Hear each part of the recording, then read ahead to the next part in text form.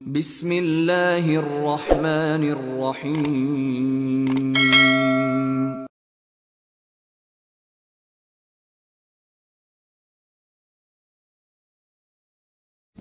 Bismillahirrahmanirrahim. Assalamualaikum warahmatullahi wabarakatuh. Alhamdulillahi wa kafa, wassalatu wassalamu ala rasulil mujtaba, sayyidina wa maulana Muhammadinil Mustafa, wa ala alihi wa ashabihi ahli sidqi wal wafa. Amma ba'du, qala Allah ta'ala fil Qur'anil azim, a'udzu billahi minasyaitonir rajim. Bismillahirrahmanirrahim. Wa'tasimu bihablillahi jami'an wa la tafarraqu. Wa qala Rasulullah sallallahu alaihi wasallam, man ahya sunnati faqad ahabbani wa man ahabbani kana ma'i fil jannah. Atau kama qala Rasulullah sallallahu alaihi wasallam.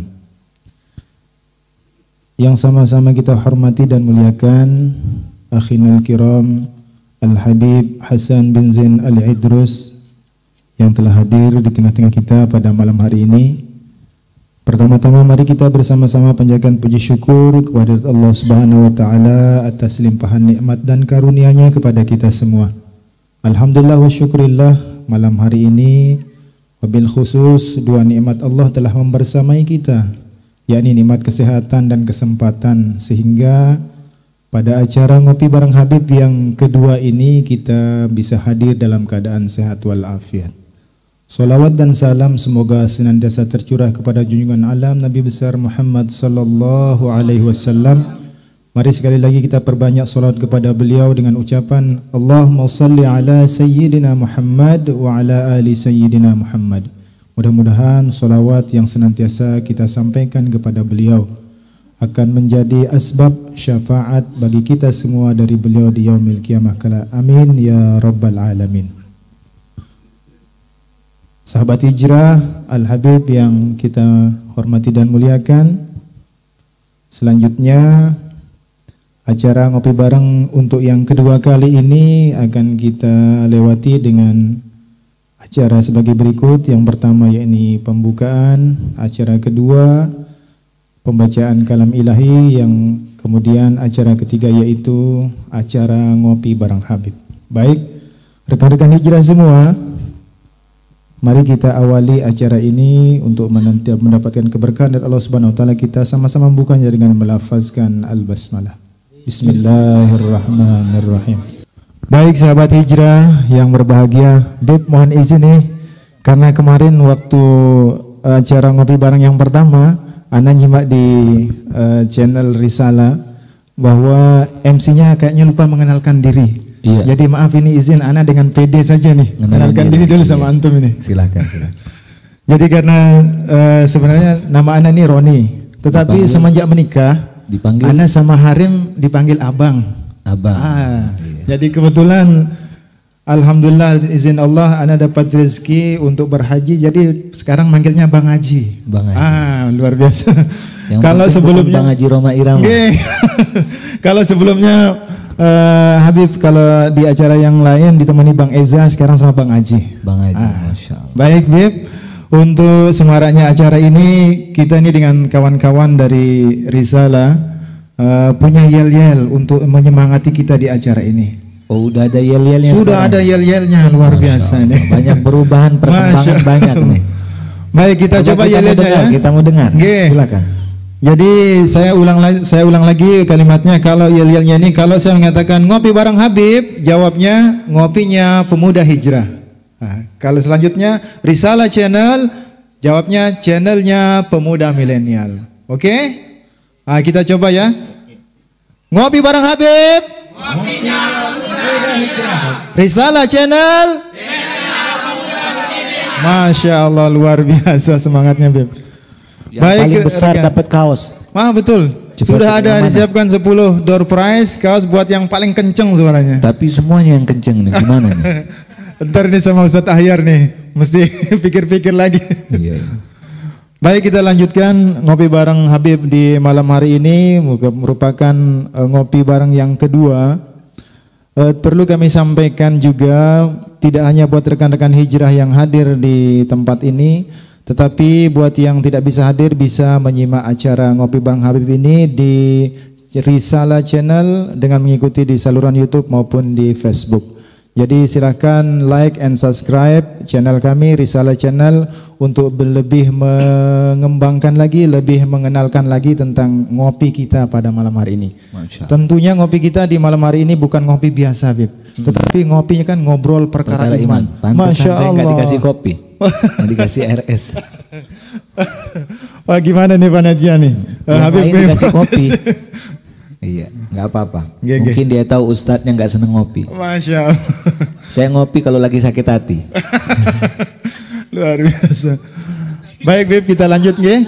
Acara di acara Ngopi Bareng Habib pada malam hari ini dengan rekan-rekan sahabat hijrah, bahwa tentu ketika kita atau siapapun yang ingin berhijrah, tentu ada hal-hal yang harus dia perhatikan.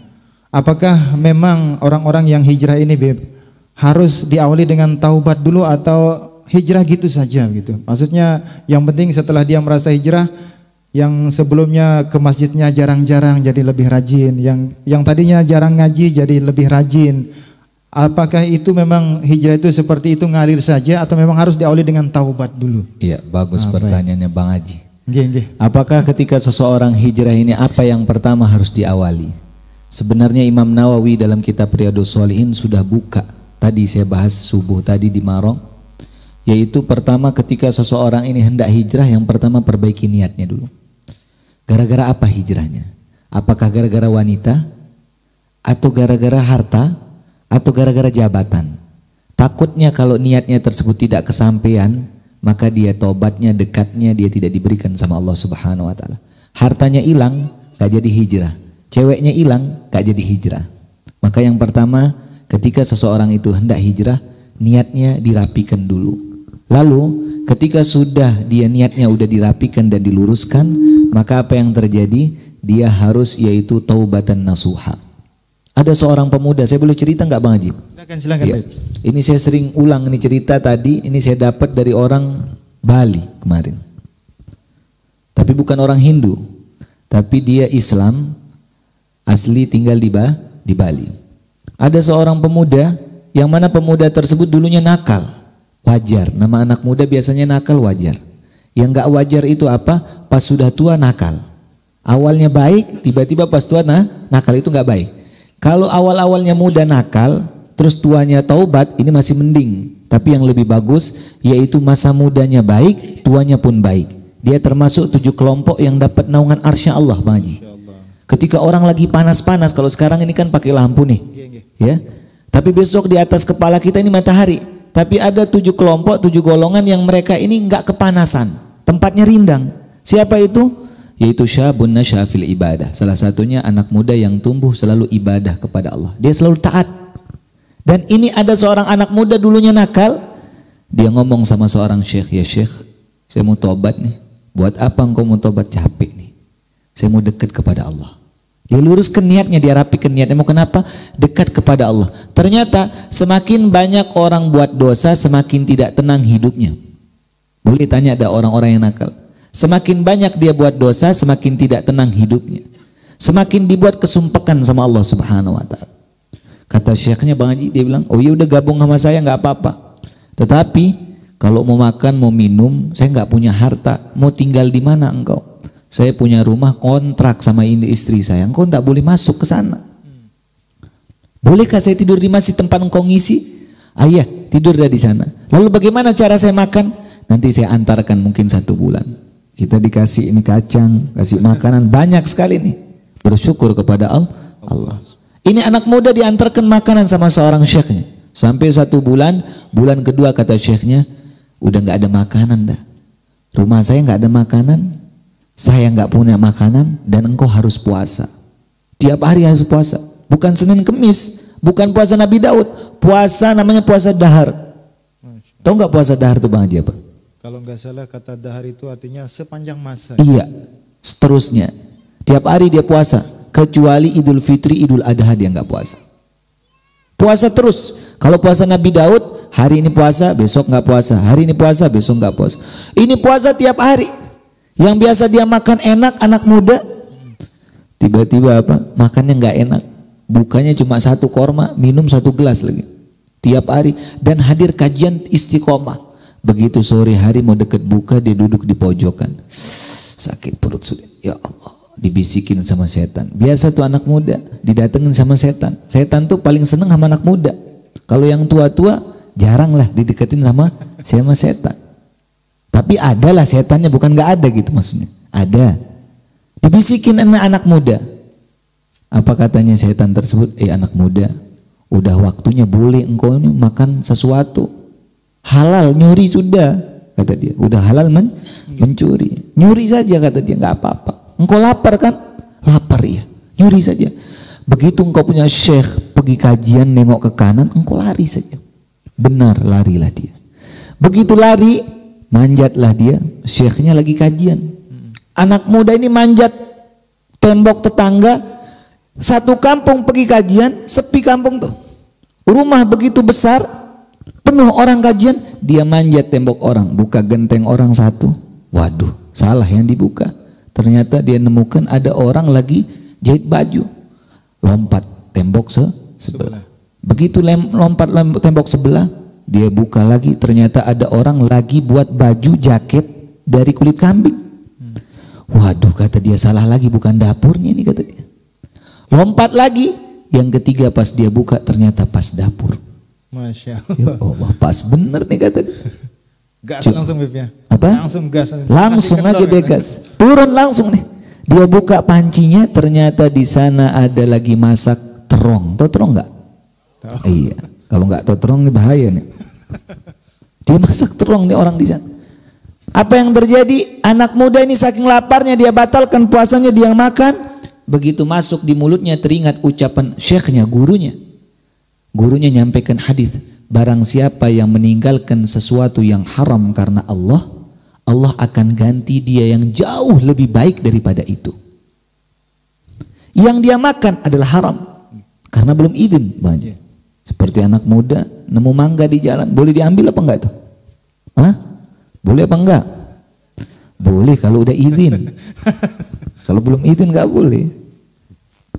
Apalagi nyambitin punya orang enggak boleh seperti itu.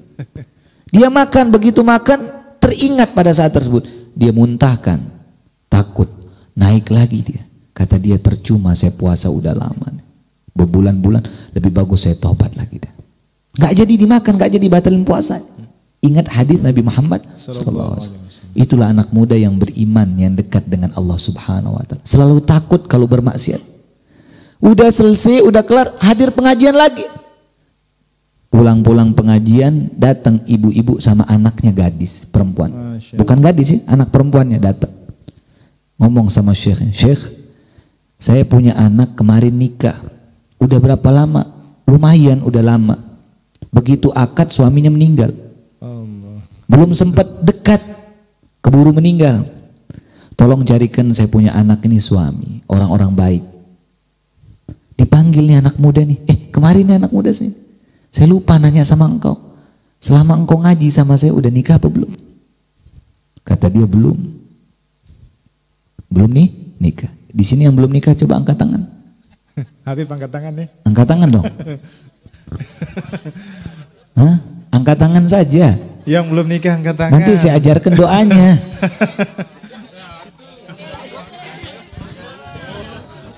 Oh nggak jadi nih dah. Mul udah nikah ya? Nggak angkat tangan.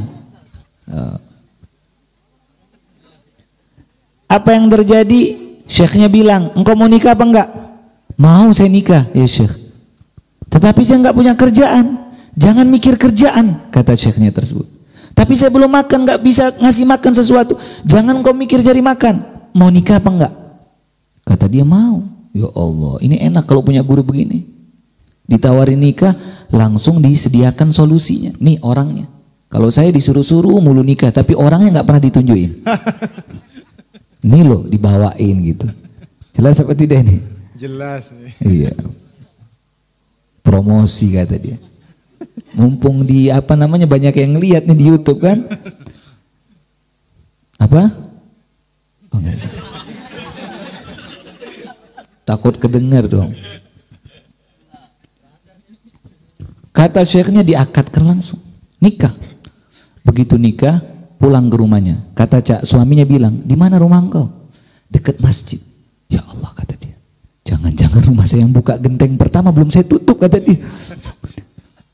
Kata mertuanya bilang, izin bentar ya, saya mau ke pasar. Mau nutup nih pasar bentar. Engkau jalan saja berdua. Jalan berdua. Begitu lewat rumah pertama deg-degan. Ya Allah, rumah pertama belum saya tutup gentengnya tadi. Lolos ternyata. Jangan-jangan rumah kedua. Lebih besar gentengnya kebuka. Ya Allah, belum ditutup. Lolos ternyata rumah kedua.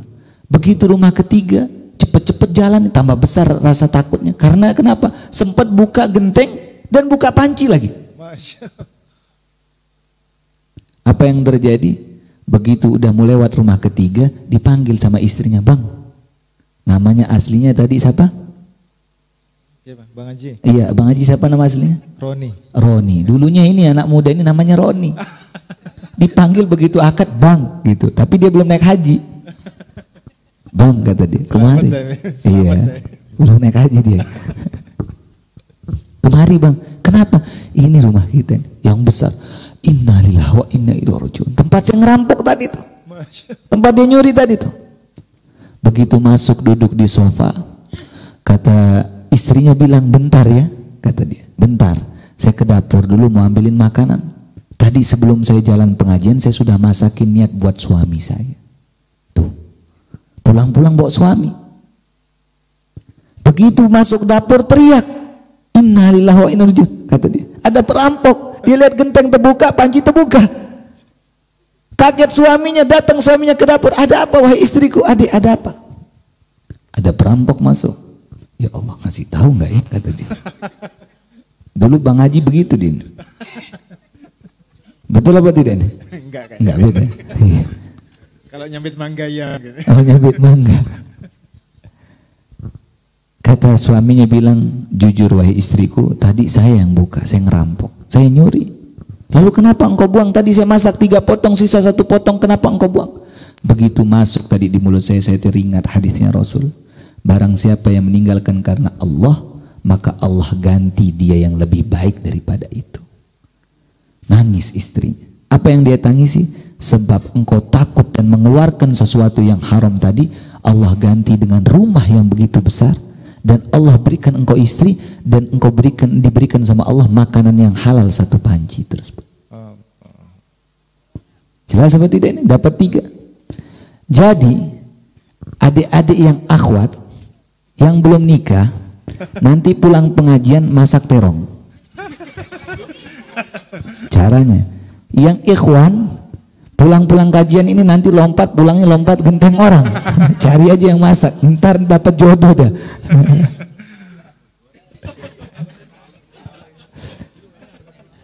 Gitu Bang. Intinya ninggalkan karena Allah, bukan pelajarannya lompat tembok ya.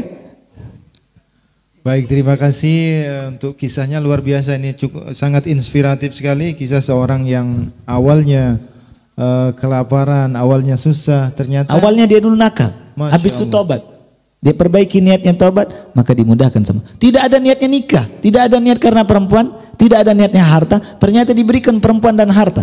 Subhanallah. Diberikan. Makanya Nabi Musa alaihissalam ada suatu doa yang saya diijazahkan sama saya punya guru, sampai detik ini saya belum baca. Mau doanya apa tidak? Mau dong. Iya, saya ijazahkan kepada orang yang belum nikah saja. Yang udah nikah jangan baca ini. Dan ini pernah dipraktekkan sama saya punya saudara, kurang 1 minggu datang orang melamar dia. Subhanallah. Baca surah Al-Qasas ayat 24. Itu doa Nabi Musa, minta kerjaan, minta jodoh. Baca 100 kali pagi, 100 kali sore. Yang belum balik jangan baca. Ini repot nanti kalau belum balik mau nikah, apalagi masih sekolah, jangan baca. Ingat nih Al-Qasas ayat 24. 100 kali pagi, 100 kali pagi, 100 kali sore. Masya Allah. Bagi yang belum nikah. Iya, iya yang belum nikah.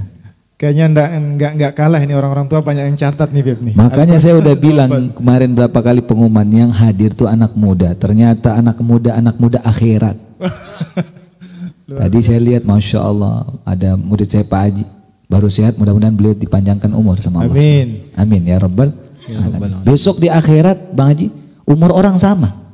Semua umur orang sama. Anak sama bapaknya umurnya sama, ibu sama anaknya umurnya sama. Jadi nggak perlu khawatir yang tua-tua ya. Iya, besok kita buat di sorga aja ngopi bareng Habib, umurnya sama semua. Baik sahabat hijrah, itu tadi pemaparan tentang apa sih yang harus dipersiapkan ketika kita memulai untuk berhijrah. Yakni awalnya kata Habib tadi, persiapkan niat kita, rapikan niatnya benar-benar hijrah kepada Allah Subhanahu wa taala, karena memang seperti yang Anda pernah baca nih di hadis pertama Arba'in An-Nawawi kan. Faman kanat hijratuhu lidunya yusibuha aw imra'atin yankihuha fa hijratuhu ila ma hajara ilaih. Betul memang.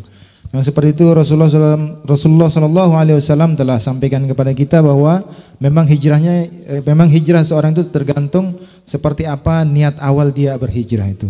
Maka akan disampaikan oleh Allah Subhanahu wa taala. Baik sahabat hijrah, sepertinya Habib sudah membuka tentang bagaimana sih orang yang akan berhijrah itu harus diawali dengan bertaubat, yakni diawali dengan merapikan niatnya dulu. Mungkin dari sahabat hijrah ada yang ingin bertanya mungkin seputar tentang taubat ini. Silakan. Dari yang ikhwan dan akhwat silakan. Baik, untuk segmen pertama kita buka 3 pertanyaan saja.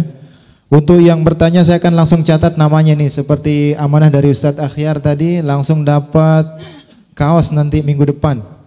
Yang bertanya dapat kaos, gimana yang jawab? Nggak dapat kaos. Ustadz, gimana yang jawab nih kata Habib nih? Itulah nggak enaknya. Silakan. Kalau gitu saya aja yang nanya kalau gitu. Nanti Bang Haji yang jawab. Gimana sahabat hijrah? Silakan. Baik. Kasih mic dulu. Yang paling depan saja dulu. Silakan sebut nama, kemudian size bajunya, ini amanah nih. Nama dan size baju langsung. Nomor telepon nggak perlu. Oh, enggak perlu. Oh, iya. Waalaikumsalam warahmatullahi wabarakatuh. Size baju. L ya. Masya Allah. Enaknya di sini tuh sampai nomor baju ditanyain.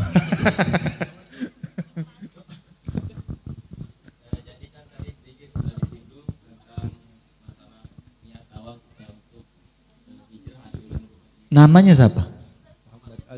Abror. Asli mana Abror? Ya Allah, dari Mas Bagi ke sini. Oh, Kebon Talo datang ke sini, Masya Allah. Macam-macam yang datangnya di Karangpanas. Hebat. Ya, jadi tadi sedikit yang dijelaskan pertama itu niat dan dua taubat nasuha.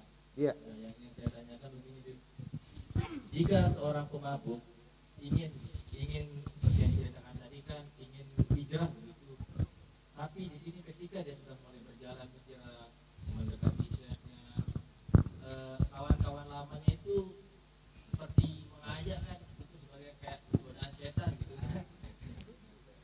Setan dari mana mungkin datangnya, tiba-tiba datang mendekat, dan di dunia ini kan kita tidak luput dari yang namanya godaan setan. Nah, bagaimana metodenya untuk biar agar tetap istiqomah itu terjaga? Iya. Saya jawab langsung Pak Haji. Boleh langsung saja Beb, biar enggak. Atau Bang Haji yang jawab nih. Saya malah mau nanya Beb. Saya kan sudah ada jatah kaos katanya. Kalau yang nanya nih. Enggak, supaya Bang Haji, saya yang nanya, Bang Haji yang jawab. Silakan Beb. Iya. Salah satu ucapan Imam Syafi'i rahimahullah taala, syurutut taubah, syarat orang bertaubat bukan hanya berhenti melakukan dosa tersebut, bukan hanya dia menyesal saja, bukan hanya dia beristighfar, bukan hanya dia mandi tobat, bukan hanya dia sholat tobat, tetapi kata Imam Syafi'i rahimahullah ta'ala, yaitu dia berhenti bergaul dengan teman yang dulu. Karena kenapa? Dulunya dia tobat, lalu masih berkumpul dengan mereka. Duduk sama mereka, lambat laun niatnya pun akan terkikis, imannya pun akan terkikis. Dia akan duduk terus. Ketika dia duduk, lama-lama diajak.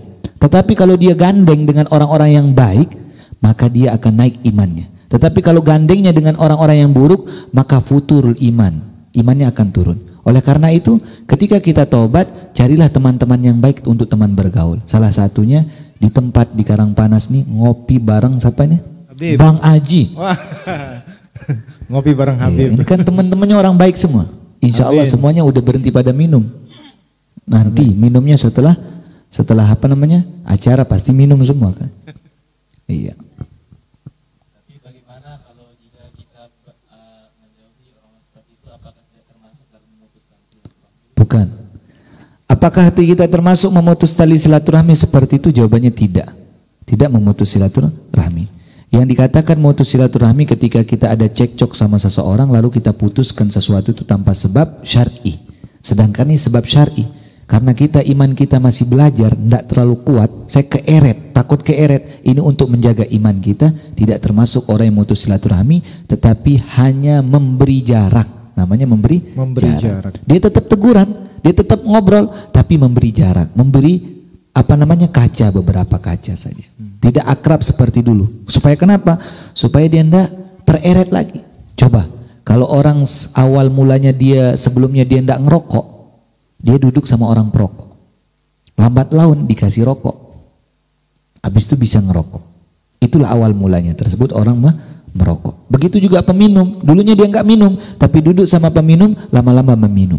Begitu juga pezina, duduk yang dulunya dia tidak berzina, duduk sama orang-orang yang nggak benar, lambat laun dia nyoba pada saat tersebut. Jelas seperti ini? Jelas. Maka jauhi teman-teman seperti itu yang membuat kita nyesal besok di akhirat. Sedikit saya ceritakan Bang Haji, besok di hadis Rasul, kata Rasul, besok di akhirat di neraka itu ada sebagian orang dikeluarkan dari neraka. Setiap orang keluar dari neraka, orang-orang bertanya di neraka itu, wahai malaikat, apa sebab dia keluar padahal masuknya bareng? Kok dia duluan keluar? Apakah dapat syafaat Nabi?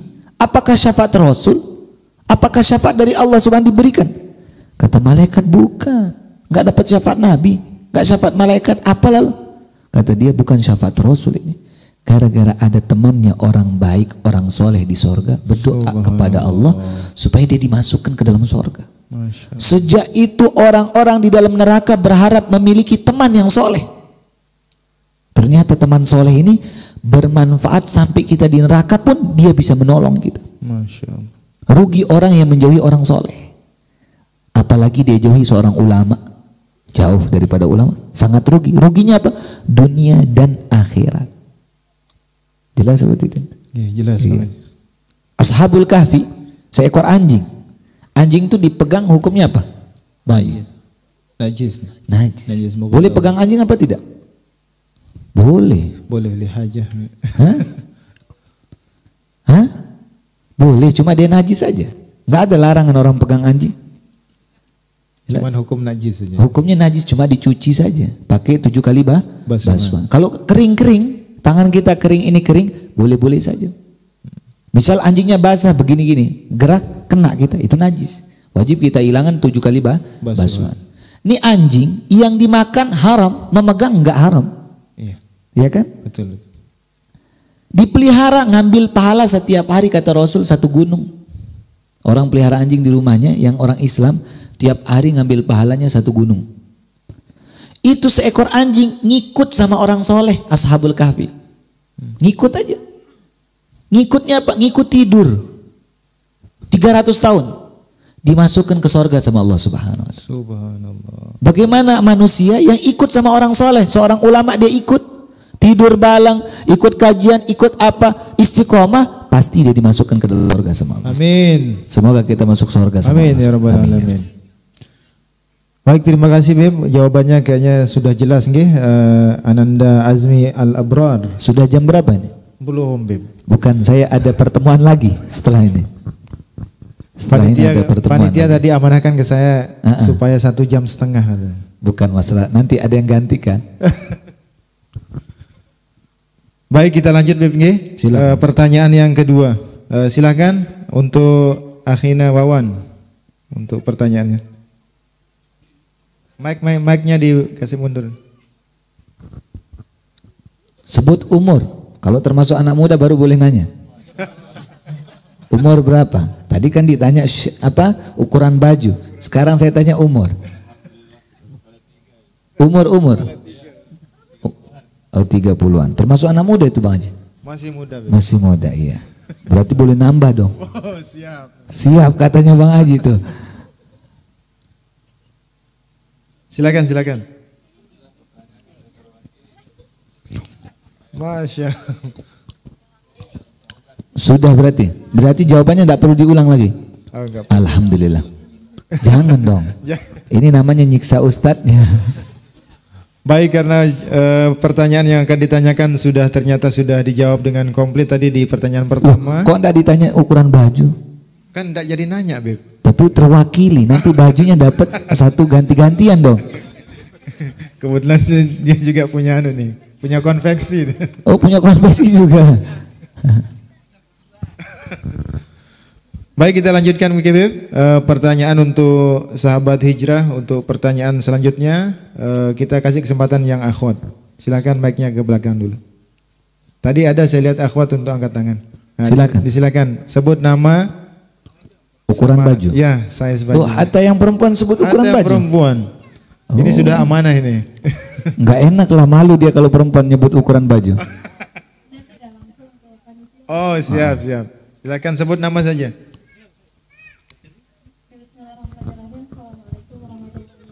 Waalaikumsalam warahmatullahi wabarakatuh. Perkenalkan, saya Dian dari Karangpanas. Karangpanas. Jadi begini Beb, bagaimana untuk kita dapat istiqomah dan menghilangkan rasa takut serta sedih jika kita berusaha hijrah, berusaha untuk taubat, tapi sering kita dikala kita sedang mengerjakan pahala seperti mengaji dan lain sebagainya, sering terbisik di telinga, terutama di hati, itu masalah tentang jodoh, pekerjaan, finansial dan lain sebagainya. Udah nikah apa belum? Belum. Oh iya, itu baca yang tadi tuh. Mau nikah sekarang apa enggak? Yang mau nikah siapa? Angkat tangan. Itu saya cariin jodoh di sini. Al-Qasas 124.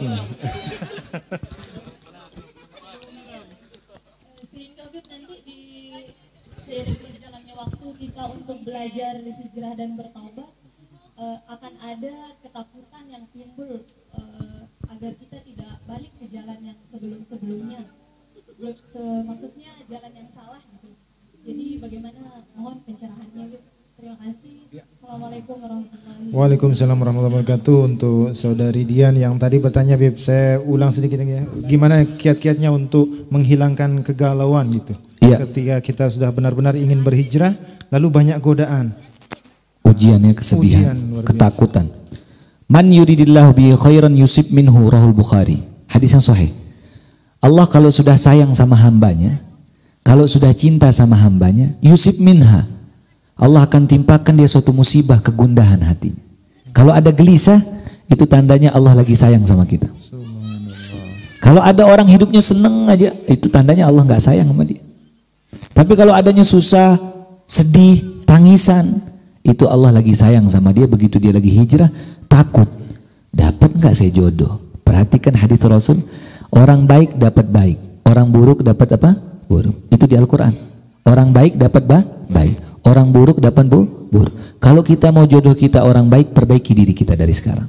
Pasti dapat orang baik. Lagi pilihin sama Allah. Ketika kita lagi bertobat kepada Allah, memikirkan jodoh kita pun lagi bertobat memperjuangkan kita. Jelas apa tidak itu? Itu harus kita yakini. Kalau kita buruk-buruk terus, kita pun akan mendapatkan jodoh orang buruk. Baru saya teringat nih, pulang-pulang dari Seganteng. Saya ngisi kajian di Seganteng di Masjid Qubbatul Islam namanya. Begitu sebelum kajian, yang minta saya ngisi kajian, gara-gara saya kajian di sana, gara-gara isi kajiannya, tobatnya orang-orang pelaku narkoba 70 orang. Rambutnya ada yang segini, pakai tato macam. Oh, saya bilang mau saya ngisi di situ, saya bilang. Mau udah kata saya. Maka saya kosongin jadwal pada saat tersebut, saya ngisi. Pulang-pulang, yang nganter salah satu dari mereka. Lagi dinyetir nih, Pak Ustadz. Kata dia nih, bicara, saya ini nakalnya minta ampun, nakal sekali. Semua udah kerjaan, semua saya kerjain. Semua saya kerjakan semua. Dosa-dosa. Cuma saya mau tobat sekarang, saya pingin dapat istri yang solehah. Coba. Orang nakal pun pingin dapat orang solehah. Coba banyak. Orang nakal gimana orang baik? Yang nakal pun mau pingin dapat orang soleh. Jadi orang perempuan ini nggak enaknya begini. Kalau laki-laki dilihat masa depannya, kalau perempuan dilihat masa lalunya. Jelas seperti ini. Kalau laki-laki itu di dunia ini dilihat masa depannya. Senakal-nakal laki tidak pernah disalahkan. Tapi kalau perempuan nakal pasti disalahkan. Coba, ini saya kasih contoh nih Bang Haji. Ini kesalahan pemikirannya umumnya orang. Ketika ada laki-laki dan perempuan berzina, yang jadi jelek di masyarakat perempuannya, bukan lakinya. Jelas? Padahal yang memulai itu adalah laki-laki.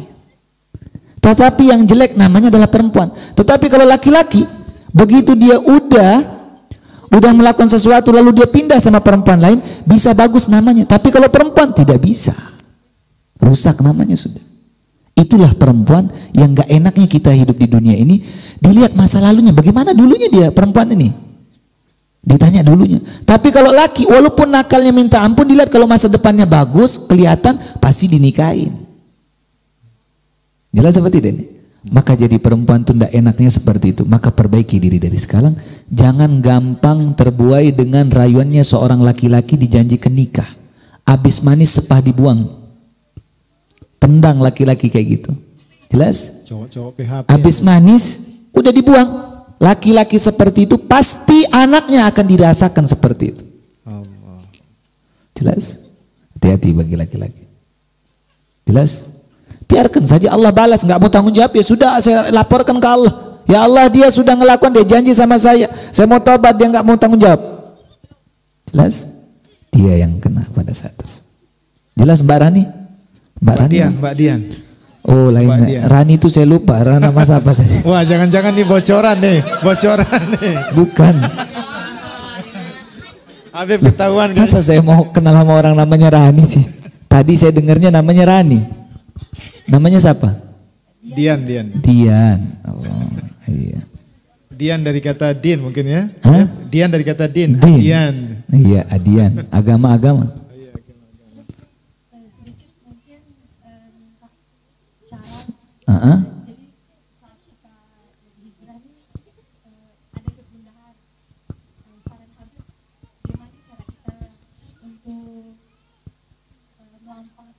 Hati kita.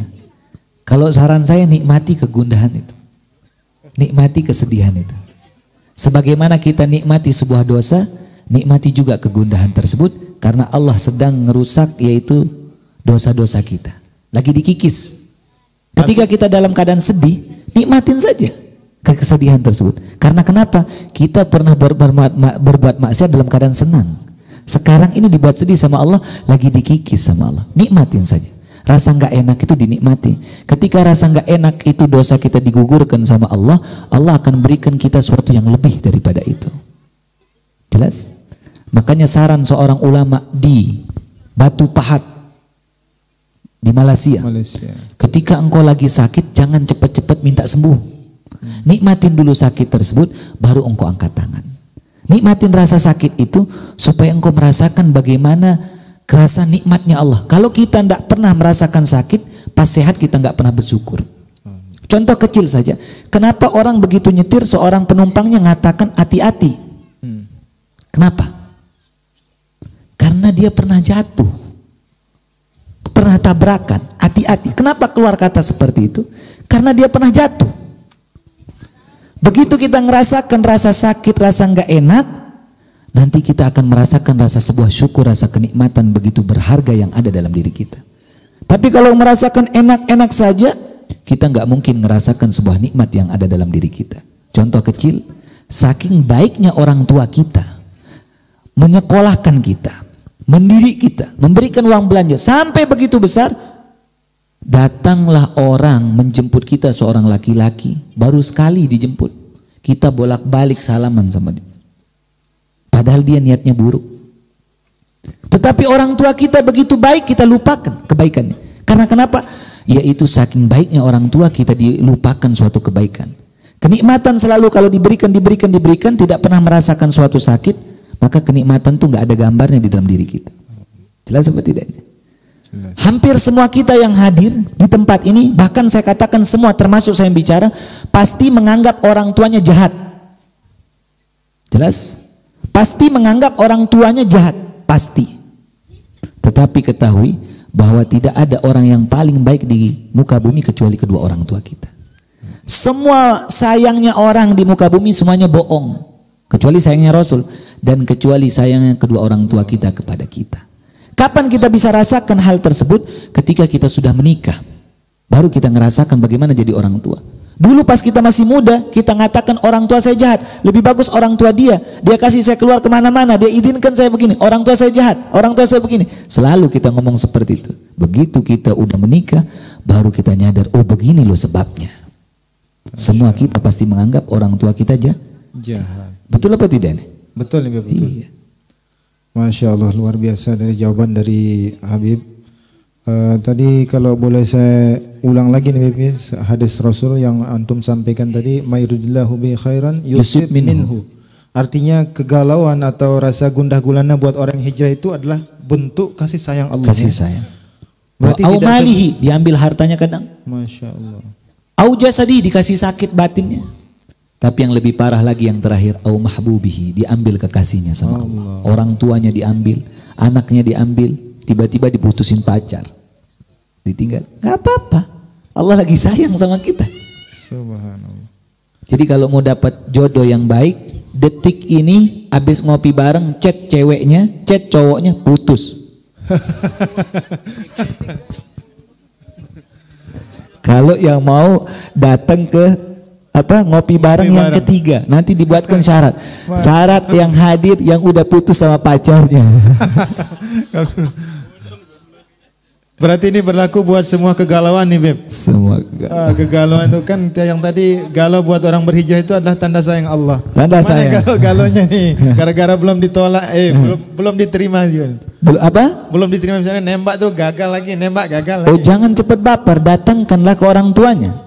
Kuncinya ketika kita mau menikah dengan seorang wanita, dapati hati orang tuanya dulu. Karena kalau perempuan dipaksa bisa, tapi laki dipaksa nggak bisa. Jelas? Maka kalau kuncinya mau dapati seorang perempuan, dapati hati kedua orang tuanya dulu, baru kita dapati hati seorang perempuan. Baik sahabat hijrah, luar biasa malam hari ini. Dari segmen pertama untuk 3 pertanyaan tadi alhamdulillah sudah dijawab semua oleh Habib. Untuk kembali menyemangati kita semua nih, kita ulang lagi yel-yelnya ya. Kita ulang lagi yel-yelnya sekali lagi untuk semangat kita bersama. Siap ini, siap sahabat hijrah? Kita ulang yel-yelnya ya. Ngopi bareng Habib, ngopinya pemuda hijrah. Risalah channelnya pemuda milenial. Masya Allah. Bib, ini ngomong-ngomong tentang hijrah nih Bib ya. Karena kebanyakan kita ini suka musik nih Bib. Apa memang ketika kita hijrah itu ini musik ini harus ditinggalkan ini? Kan atau misalnya kalau yang tadinya suka ngerok, kalau begitu hijrah harus pindah ke marawis gitu misalnya. Itu anak kecil lagi musik tuh. Tuh. Minta tenang, Dek. Adik-adiknya. Iya. Musik, tentang musik. Apakah semua musik haram? Ya, apakah karena biasanya kalau misalnya kita ngadakan acara-acara, katakanlah seperti acara pernikahan, acara seperti ini, mesti musiknya yang rada-rada qasidah gitu. Oh, kalau qasidah nggak apa-apa, sholawatan nggak apa-apa. Jelas kalau sholawatan, qasidah, apalagi memuji Rasul itu nggak apa-apa, dapat pahala kita, dapat pahala. Yang tidak boleh itu musik yang membuat sesuatu ada kata bohongnya. Seperti apa itu? Ada musik. Contoh ada misal mau petik bintang. Bintang nggak mungkin dipetik gitu maksudnya. Bahasanya kalimat-kalimat PHP gitu. Iya, kalimat terlalu lebay lah. Majasnya terlalu tinggi. Yang tidak mungkin seperti itu. Iya. Berarti kalau seorang tetapi ada suara musik yang lebih haram. Apa itu? Suara piringnya kita didengar sama orang fakir. Suara sendok kita lagi makan kedengaran ting ting ting, sedangkan tetangga kita belum makan. Itu suara musik yang paling haram. Kita enak makan, tetangga kita belum makan. Dituntut sama Allah Subhanallah. Artinya buat sahabat hijrah nih yang memang dari awal dia suka musik nih, Beb. Apa? Enggak, tukang bakso enggak haram, dia kan jualan. Ketika kita lagi makan, kata dia tukang bakso haram, ntar dilihat saya dimarahin sama tukang bakso ntar. Berarti artinya tidak harus apa ya? Tidak, orang yang berhijrah itu tidak harus misalnya dia memang hobi sekali musik, atau katakanlah itu salah satu mata pencariannya. Iya, kalau qasidah nggak apa-apa. Kalau sholawatan religi nggak apa-apa. Yang membuat orang tambah dekat dengan Allah Subhanahu Wa Taala. Kalau marawis pakai hadra. Hadra ya. Nggak apa-apa. Hatta pakai ada gerakannya tuh. Oh, nanti kita bahas itu pribadi. Kajiannya malam Kamis nanti di masjid. Apa nama masjidnya itu? Al-Amin. Al-Amin, Masya Allah, luar biasa nih kopi kita malam hari ini bersama Habib Hasan bin Zain Al-Idrus. Alhamdulillah tadi telah beberapa pertanyaan dari rekan-rekan atau sahabat hijrah yang telah dilontarkan sudah dijawab semua oleh Habib. Kita lanjut untuk segmen berikutnya, masih untuk tanya Habib ini ya. Pertanyaan-pertanyaan kita persilahkan. Mungkin karena ngopi bareng ini tidak hanya dihadiri oleh para pemuda atau kaum milenial, juga ada orang-orang tua kita. Boleh kita kasih kesempatan untuk 2 saja penanya untuk orang tua. Orang tua ini, orang tua yang duduk di kursi dipersilahkan. Silakan kalau ada dari orang tua. Kita kasih 2 kesempatan untuk bertanya. Masya Allah, kayaknya orang-orang tua. Dia nggak berani angkat tangan karena dibilang tua. Itu salahnya Bang Haji. Oh, iya. Yang anak muda di belakang tolong angkat tangan. Anak muda akhirat gitu. Iya. Yang mau nanya. Nggak enak dibilang tua. Silakan yang untuk anak muda di akhirat ini. Yang mau bertanya. Silakan. Sebut nama. Jaya. Jaya dari mana? Dari Karangpanas. Masya Allah. Boleh. Oh, kata dia intinya dia mau nanya di mana ngambil bajunya gitu. Pertanyaannya, apakah orang yang sudah melakukan taubatan nasuha sesuai dengan syarat-syaratnya itu memiliki potensi melakukan dosa lagi? Apakah seorang pemuda yang taubat nasuha memiliki potensi melakukan dosa lagi? Apakah ada potensi untuk orang yang sudah luar biasa berhijrah dan mengikuti semua syaratnya untuk terjerumus lagi? Apa ada potensi ke situ? Dapat 2 kaos berarti.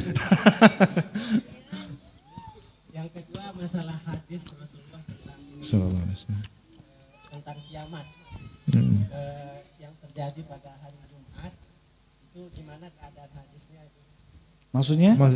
Status hadisnya atau gimana? Ya, status hadisnya. Apakah Hasan, Sahih, Dhaif atau Maudhu? Oh, begitu. Nah, kalau misalkan dia ada benar hadis itu, pertanyaannya bagaimana dengan daerah-daerah yang masih Kamis dan sudah Sabtu? Oh iya, betul. Ini dapatnya di tempatnya Husin Al-Haddad. Pertanyaan. Ini pertanyaan dari pertanyaan teman. Iya, saya dapat pertanyaan itu juga kayak gitu. Iya, status hadisnya dia tadi. Oke. Silakan, Beb. Pertanyaan-pertanyaan yang nyeleneh. Nanti dijawab aja. Saya minta orangnya datang. Pertanyaannya pertama yaitu apakah ada potensi seseorang ini berbuat maksiat lagi? Pastinya ada, tetapi seseorang ini jangan dia berencana. Ketika dia bertobat kepada Allah, dia niat murni bertobat kepada Allah. Seandainya dia terjerumus lagi, lalu dia bertobat lagi, diterima tobatnya. Dalam hadis mau mengatakan, walau sab'ina maratan, walaupun engkau melakukan 70 kali dosa tersebut. Dosa yang sama. Yang tidak boleh bagaimana? Nanti saya tobat lagi, mandi lagi. Sholat lagi tobat, nangis lagi, 3 hari dilakukan lagi. Itu namanya istihza'u billah, bermain-main bercanda dengan dosanya Allah Subhanahu wa ta'ala. Kalau orang berencana seperti itu, termasuk dosa yang sulit diampunkan sama Allah Subhanahu wa ta'ala. Walaupun dia tobat nanti sulit diampunkan sama Allah Subhanahu wa ta'ala. Yang kedua, tentang kiamat. Apakah kiamat hari Jumat? Jawabannya iya. Kiamat itu apa? Hari Jumat. Bagaimana kalau yang hari Kamis?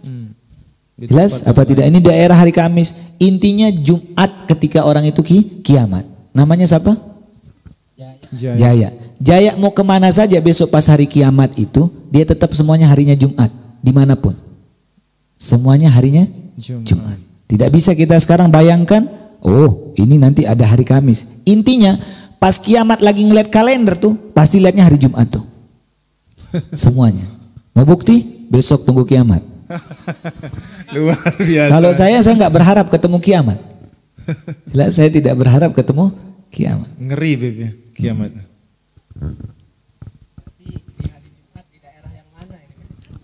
Apa? Semua daerah. Semua daerah. Semua daerah. Kiamat itu semua. Begitu sangkakala langsung hancur dunia. Langsung. Begitu hari Jumat. Jangan kita berpikir, oh kenapa begini, kenapa begini, kenapa. Tidak. Itu bukan pertanyaan untuk amal. Pertanyaan yang bagus adalah pertanyaan untuk amal. Kayak tadi bagaimana seseorang ini istiqomah untuk bertobat. Bagus untuk amal. Tapi kalau dia tanya, siapa yang nikahkan Nabi Adam? Kata dia bertanya. Ini pertanyaan yang tidak pas. Walaupun ada, pakai kapal apa Nabi Nuh? Apa kayunya? Kata dia bertanya, kayu jati kah? Kayu apa? Jelas? Nanya satu orang, apa namanya? Tongkatnya Nabi Nuh dari kayu apa? Itu kan pertanyaan yang bukan buat amal. Salah satu tentang kiamat. Hari Jumat, ini untuk kan ini semua. Bagaimana itu? Ini bukan untuk amal. Tugas kita yaitu bertobat sebelum datangnya kiamat. Kita bertanya kadang-kadang belum mau bertobat. Untuk kenapa? Istihza untuk merendahkan hadis Rasulullah SAW. Yang jelasnya semuanya hari Jumat. Begitu tiup sangkakala. Karena hari itu begitu ditiupnya sangkakala atau begitu keluarnya Dajjal, ketika keluarnya Dajjal, hari pertama keluarnya Dajjal, satu hari Dajjal tersebut sebagaikan setahun. Bagaikan apa? Setahun. Itu setahun tuh kata ulama mengatakan 2 kali orang lebaran tuh di sana. Satu hari itu. Jelas? Jelas apa tidak? Iya. Jadi pertanyaan siapa namanya? Jaya. Jaya. Jadi pertanyaan dari Mas Jaya, pertanyaan kalau bisa saya usul pertanyaan untuk amal. Untuk amal ya. Jangan ngambil pertanyaan yang buat kita bingung tambah merendahkan Islam. Kemarin saya ditanya seperti itu. Bagaimana kalau ada orang bertanya, semua agama sama? Seperti itu. Atau semua Tuhan sama? Hati-hati pertanyaan seperti ini. Kalau pertanyaan memang dia tidak tahu, boleh. Ini bagi mu'alaf saya jawab. Tetapi bagi dia lahir dari Islam, dia udah tahu semua. Dia pertanyakan seperti itu, menurunkan imannya, akidahnya pun rusak. Jelas? Jangan terpancing sama hal-hal seperti itu. Banyak ini saya ditanya, kayak di Mataram seperti itu. Kalau di Karangpanas saya jawabnya agak nyelekit dikit sengaja. Baik Beb, saya pertajam lagi supaya mudah-mudahan ini tidak lagi menjadi motivasi bertanya kan. Iya. Pertanyaan-pertanyaan nyeleneh seperti itu, apakah bisa dikategorikan dengan sebuah hadis Rasul yang mengatakan tentang orang-orang Yahudi, kasratu masailhim iya, dia termasuk inilah dia. Kemarin kami bahas di kitab Riyadhus Shalihin, banyaknya orang-orang rusak kata Rasulullah SAW sebelum kalian. Sebab apa? Kathratu masailihim waqtilafuhum ala anbiya'ihim. Banyaknya bertanya pertanyaan yang tidak untuk amal. Itulah sebabnya dia hancur. Muncullah pertanyaan seperti itu. Jelas? Waqtilafuhum ala anbiya'ihim. Bertentangan dengan ucapan para nabi mereka. Nabi mengucapkan A, dia bilang, oh bagaimana? Contoh begini saja, saya kasih contoh nih. Muncul pertanyaan. Lailatul Qadar, jangan kiamat kejauhan. Lailatul Qadar tuh malam apa pagi? Malam. Malam. Kan Lailatul. Kalau malamnya di sini Karangpanas berarti pagi besok di sana. Bagaimana Lailatul Qadar? Di daerah lain masih pagi. Berarti nggak barengan dong. 2 kali dia turun malaikat Jibril berarti. Kan muncul pertanyaan seperti itu. Tugas kita kalau ada malam Lailatul Qadar, sudah kita tugas kita ibadah sudah. Jelas apa tidak? Jelas, Masya Allah. Itulah Luar pertanyaan yang buat kita tambah bingung nanti jadi. Subhanallah, luar biasa jawaban dari Habib tadi, sudah memberikan pencerahan buat kita bersama. Mudah-mudahan ini menjadi motivasi kita bersama ketika bertanya, baik di saat kajian ngopi bareng ataupun di tempat-tempat kajian yang lain. Mudah-mudahan kita senantiasa bertanya itu untuk memotivasi kita amal kepada Allah Subhanahu wa taala. Dan kita kalau bisa kita azam ini saja, Beb, untuk tidak melakukan atau menanyakan hal-hal yang memang tidak perlu kayaknya seperti itu. Tentang perbedaan waktu secara logis memang akan begitu. Jadi kalau kita nanya Lailatul Qadar bisa saja kalau di Saudi belum malam ini. Sama pertanyaan juga, pintu sorga itu didorong apa ditarik gitu. Belum masuk sorga udah nanyanya pintu sorga. Apa? Iya, pertanyaan kemarin saya ditanya sama seperti itu. Pintu sorga itu ditarik apa didorong? Loh, udah masuk sorga. Tugas kita beramal aja dulu. Ngamal aja nggak mau. Saya teringat, baru saya ingat ya. Boleh saya cerita dikit enggak? Lanjut Beb. Ada orang bertanya kepada seorang gurunya, "Wahai Syekh, apa yang kau sembah ketika engkau sembah sesuatu? Bukan engkau menyembah tembok? Siapa yang kau sembah? Engkau menyembah tembok? Tidak, saya menyembah Allah. Bagaimana rupanya Allah?" Jelas pertanyaannya, bagaimana rupanya Allah? Yang pertama, jelas. Yang kedua, dia tanya, setan itu dari apa? Dari api. Kenapa kok disiksa di api? Api ketemu api nggak sakit dong? Gak adil. Kata yang kedua. Jelas apa tidak? Jelas. Yang ketiga pertanyaannya, apa itu takdir? Apa itu takdir?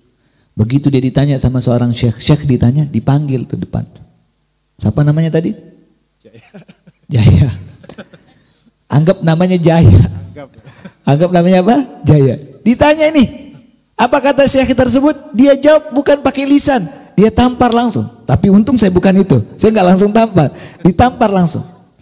Begitu ditampar, sakit kata dia, kata syekh, sakit. Sakit benar sakit. Bagaimana rupanya sakit? Ada rasanya, tapi dia nggak tahu bisa gambarkan. Allah itu ada, tapi tidak bisa digambarkan sebagaimana makhluk. Laisa kamitslihi syai'un wa huwas samiul basir. Tidak bisa menyerupai sesuatu.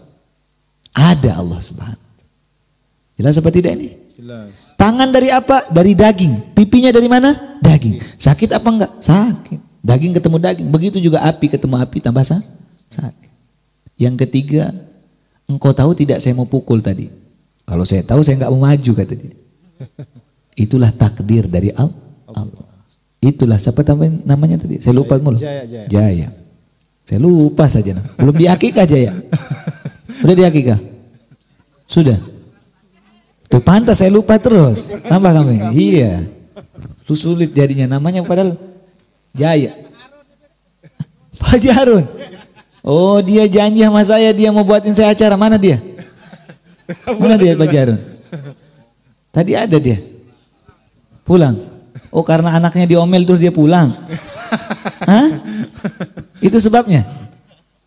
Enggak, memang tadi dia izin karena katanya saya sebentar saja nanti ikut kajian. Siapa? Pak Jarun. Dia punya janji masih disimpan. Begitu saya nikah, dia yang mau acara. Tapi saya sarankan kambing dulu buat anaknya tambah satu lagi. Akikah. Masya Allah. Baik Beb, kita lanjut saja. Sudah ada yang angkat tangan tadi di belakang ini. Silakan. Oh, yang di ujung, silakan yang di ujung. Yang di ujung, silakan. Silakan mic-nya.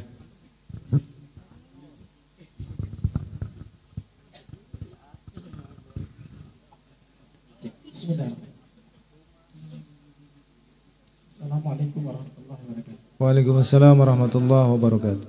Kenalkan Beb, saya Arlan. Ukuran baju. Arlan. Jadi begini Beb. Ukuran baju belum? Nanti ditanya lagi.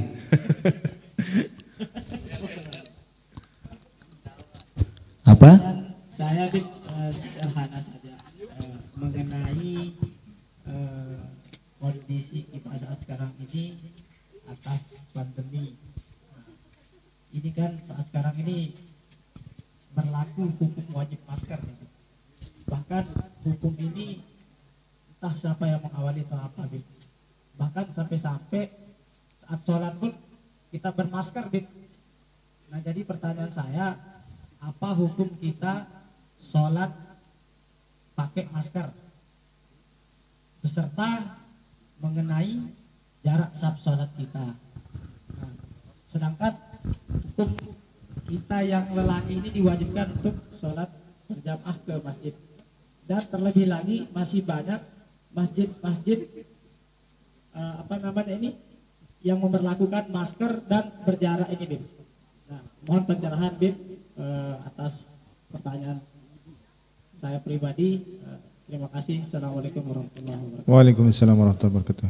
Memang luar biasa nih, Bib, kondisi kita hari ini yang dimulai lebih dari setahun yang lalu, bahwa kita mengalami, bukan saja kita, seluruh dunia mengalami pandemi. Bahkan kalau kita saksikan di media televisi bahwa Arab Saudi juga memperlakukan jarak-jarak sholat, kemudian menggunakan masker, apa tidak sampai mengganggu bagian dari sujud gitu, anggota-anggota sujud. Silakan. Pertanyaannya apakah sah gitu?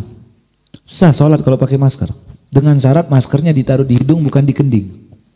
Kalau di kening ini yang tidak sah, karena menutup wajib, ini dia terkena tempat sujud. Tapi kalau masih di mulut ini tidak apa-apa, terutama bagi yang sakit, yang sering bersin. Kan takut zaman sekarang nih. Sampai satu orang murid saya, begitu dia bersin batal sholat orang di samping. Pak Ustadz, apakah gara-gara bersin bisa membatalkan sholat seseorang? Itu pertanyaannya dia. Kenapa kok bisa gitu? Saya bersin, yang di samping saya batal. Lompat, dia takut. Seseorang antisipasi boleh, tapi keterlaluan juga tidak boleh. Jelas? Terlaluan. Sampai dia nggak mau salaman begini. Coba silakan. Ah, begini. Salaman biasa, kayak orang salaman biasa. Kalau kita ragu, cuci lagi tangan kita. Jangan sampai salaman, kan ada salaman begini. Salaman biasa saja.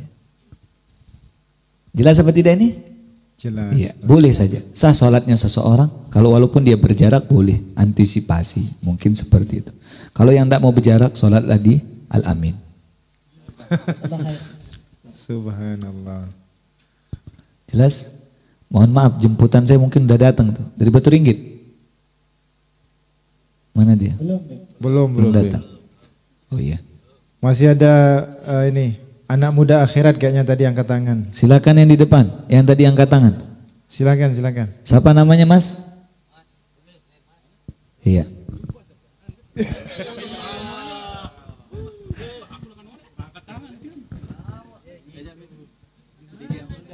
Kasih kesempatan yang belum, silakan. Ambil mic-nya, silakan. Assalamualaikum warahmatullahi wabarakatuh. Waalaikumsalam warahmatullahi wabarakatuh. Nama sudah ada di panitia. Enggak perkenalan. Saya belum tahu namanya. Kalau saya sebaju boleh titip di panitia. Nanti Ustadz Roni nanti. Enggak namanya, kasih nama. Nanti saya nanya, udah diakikah apa belum? Sudarmo. Ya. Jadi pertanyaan saya tentang wanita yang hasil zina, anaknya itu yang tidak karuan atau belum pasti siapa orang tua daripada anak itu, maka tatkala dia nikah, siapa yang akan menjadi walinya? Ya. Anak yang hasil zina, dia terkena hukum 4. Pertama, kalau dia menikah, kalau dia perempuan, yang menikahkan dia adalah hakim. Yang kedua, dia tidak mendapatkan warisan. Yang ketiga, dia tidak bersambung nasabnya kepada bapaknya, tetapi nisbahnya ke ibu, bukan nasab, nisbah ke ibu. Anak siapa? Ibu ini, bukan nasab ya, nisbahnya gitu. Seandainya dia laki, tidak bisa menjadi wakil buat adiknya nanti untuk menikahkan adiknya. Jelas, untuk menggantikan ayahnya. Jadi kalau dia perempuan, yang nikahkan dia besok hakim. Itu anak hasil zina. Hasil zina, Masya Allah.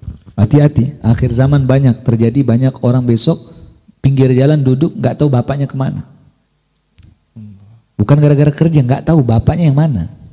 Banyak terjadi besok, hati-hati. Jaga anak-anak perempuan kita, anak-anak gadis kita. Walaupun keras, kasih orang baik, datang nggak apa-apa, silahkan.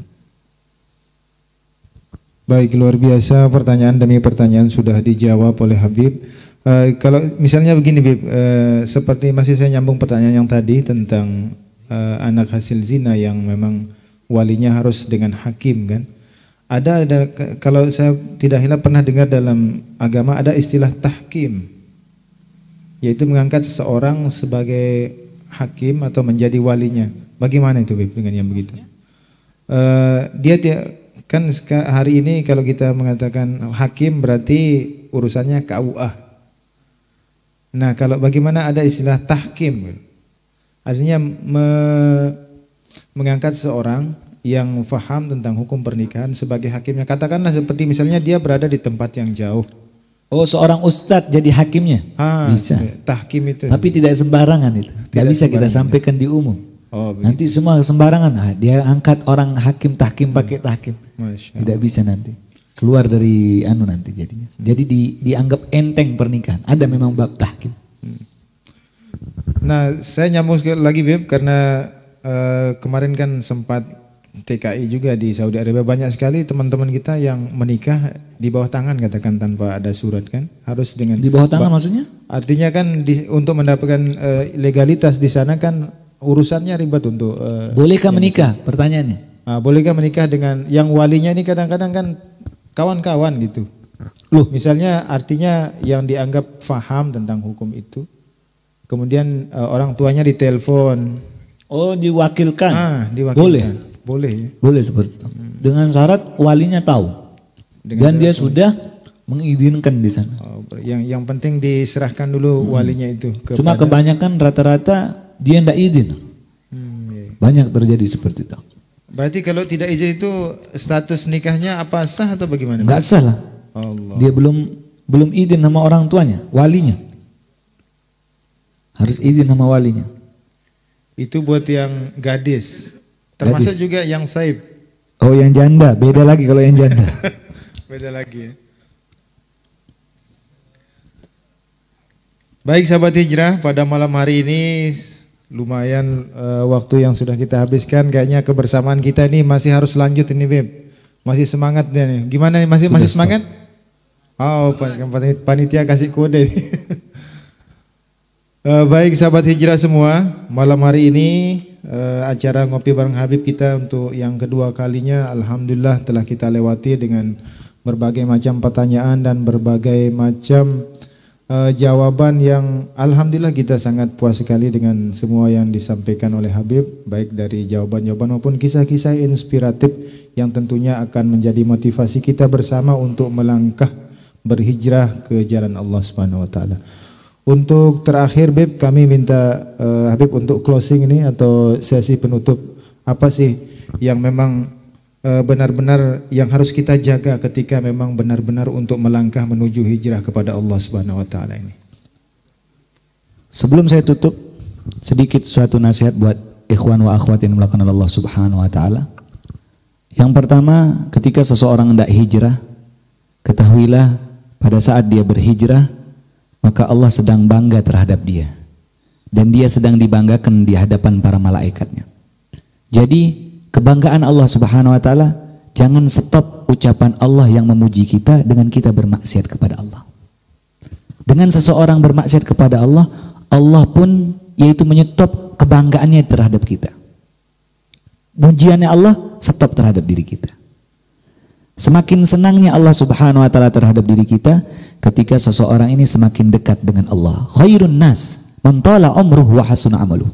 Sebaik-baik manusia yang tambah hari tambah dekat dengan Allah Subhanahu wa taala. Wa syarrun nas, sejelek-jelek manusia dan seburuk-buruk orang yang dipandang oleh Allah semakin hari semakin jauh dengan Allah Subhanahu wa taala. Tinggal kita pilih, kita mau jadi orang baik atau menjadi orang yang buruk di hadapan Allah.